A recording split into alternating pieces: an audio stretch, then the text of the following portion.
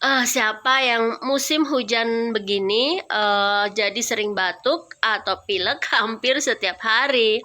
Uhu-uhu itu bukan hanya respon tubuh karena makan es terus. Jadi, batuk itu merupakan mekanisme atau suatu sistem pertahanan diri dari tubuh untuk menjaga saluran pernafasan agar tetap bersih dan juga merupakan respon tubuh untuk mengeluarkan lendir, kemudian debu, kemudian benda asing yang masuk ke dalam saluran pernafasan. Jadi nggak setiap batuk itu perlu antibiotik ya.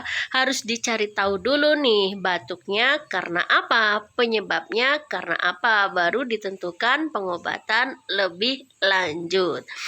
Hmm, jadi kalau kamu batuk-batuk terus tiap hari, dicari dulu penyebabnya. Tapi kalau sudah lebih dari 2 minggu, kamu juga harus waspada. Bisa jadi ada penyakit lain yang kamu harus cek dahak ke puskesmas atau ke rumah sakit terdekat.